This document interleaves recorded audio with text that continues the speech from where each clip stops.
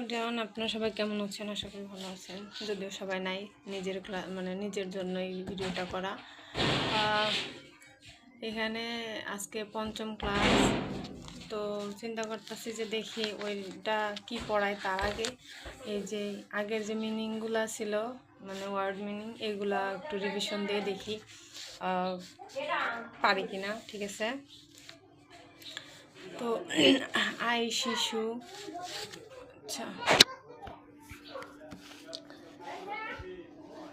I শিশু, we শশা, আও ভাই, ও পাস, ইয়া এই শোনো, ইয়াও শিয়াল, ইউ কারণ, ই এই দুই দাঁত, ইয়া এটা, ওয়াও কি দারুণ। এটা হলো প্রথম দিনের মিনিং, আর এটা হলো দ্বিতীয় দিনের। খগুমা মিষ্টি লহু, বিকেল অজে গতকাল মরে মাথা, সাজা সিংহ অবজি বাবা নারা দেশ, মারু মেছে খিচা ট্রেন, খাজি বেগুন। 3 নম্বর দিনেরটাই বেশি টাফ। যেগুলো তো ছিল 4 নম্বর দিনের লেখায়, যেটা এটা আমার কাছে কেন মুখস্থ করতে বড়, তো তাই।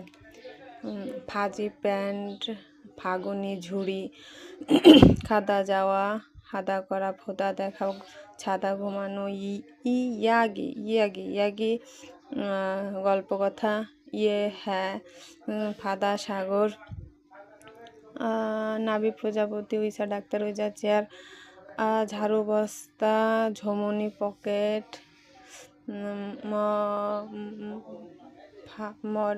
মগি মশা, ফারি মাসি।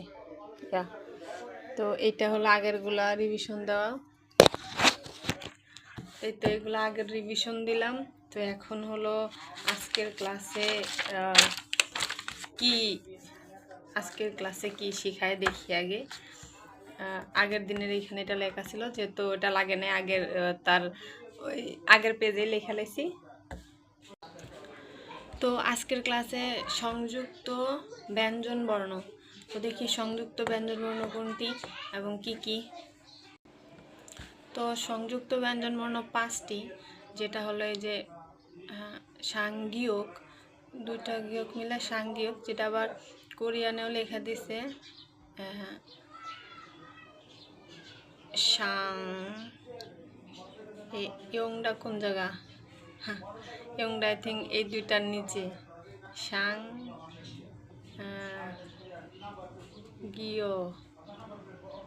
সাংগিয়ক, এটা যে সাংগিয়ক। তারপর সাংদিগত,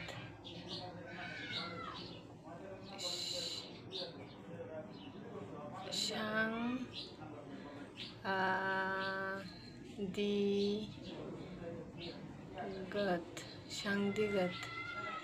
তারপর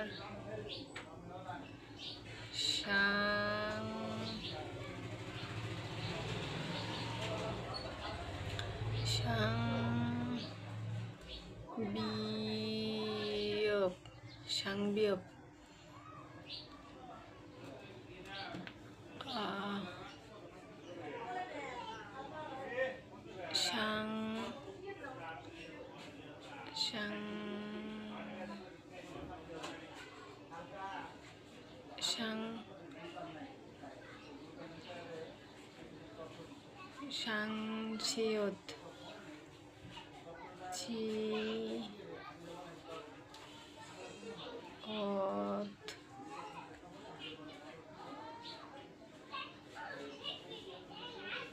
সাংশিয়ত, সাংজিয়ত,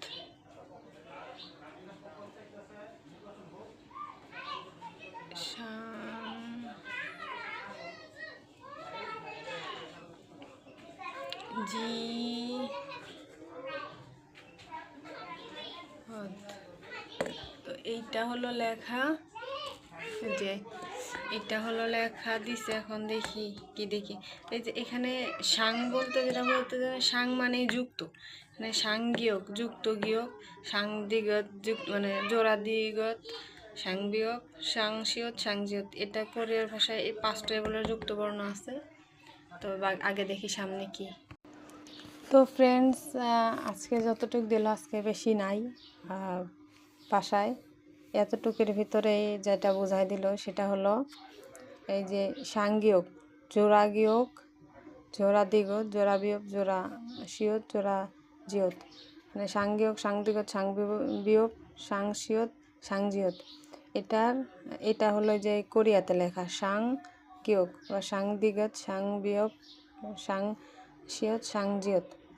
তো এইখানে এই গিয়কটা যে বাংলায় এসে যেটা হলো ক, মানে গিয়ক বাংলায় ক, দিগত বাংলায় ত, বিয়োগ বাংলায় প, সিয়ত বাংলায় স, এর মাঝামাঝি। তো এটা একটু কনফিউজিং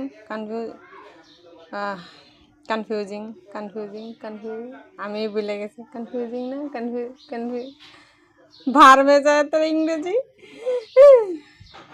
এগুলা পড়তে পড়তে। আচ্ছা, জিয়ত, সাংজিয়ত, এখানে চ, সাংজিয়তে চ আসছে। আমি এখানে চ আসলেও বুঝতাম, এখানে তো বরকির চ আসার কথা না, সাংজিয়তে চ কুচ্ছু ভি আর। তো যাই হোক, তো এখানে যা পড়ে যা।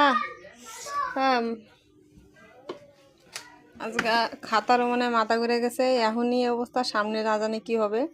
তো যেখানে আরেকটা বুঝাইলো, যেটা এইগুলো শব্দের প্রথমে গেলে হবে হলো শব্দের প্রথমে ক দিবে, এটা ত দিবে, এটা প দিবে, কিন্তু এই সেম অক্ষরগুলো যখন প্রথম শব্দের পরে যাবে, তো তখন যেটা হয়, এই যেখানে একটা দিছে নাপ্পুদা, মানে এটা যখন পাশে যাবে, এটা তখন যেই দুটি ধ্বনিতে উচ্চারণ হবে, যেরকম আমাদের অক্ষর আছে না, নয় নয়, ময় ময়, এখানে যে নাপ্পুদা, যে এটা দুটা উচ্চারণ হয়, প্রথম শর্ট পরে লং সার, তো বললো এটাই যে নাপ্পুদা। তারপর এইটা আবার এই সিয়তের হলো, সিয়ত নিচে গেলে ত হবে, সিয়ত নিচে, মানে এটা বাচ্চিম আছে, তো সামনে বাচ্চিমের ক্লাস আছে, নিচে গেলে ত হবে। আর এই যে জিয়ত, এটা চ, তো এখানে যে খাচ্চা মানে নকল, খাজ্জাই তো না, এত তো ভুলে যাবো কাজ, এটা জ্বরে চ হয়ে যাবে। আচ্ছা, যাই হোক, আজকে এতটুকু। তো স্যার আর কোনো আমারে দেয় নাই, যে হোমওয়ার্ক দেয় নাই। তো এই তো এই পর্যন্তই। আমার তো আগেরগুলো মুখস্থ, এখন তো আমার হোমওয়ার্ক হিসেবে লাগে না। আচ্ছা, দেখি কিছু মনে হয় এক্সট্রা আছে নাকি, ওইখান থেকে দু একটা কোরিয়ান ক্লাস নেই নাকি, মন চাইলে নেব, নারে নাই। আচ্ছা, যাই হোক, সবাই ভালো থাকবেন, আল্লাহ হাফেজ। আজকে এতটুকুই ছিল।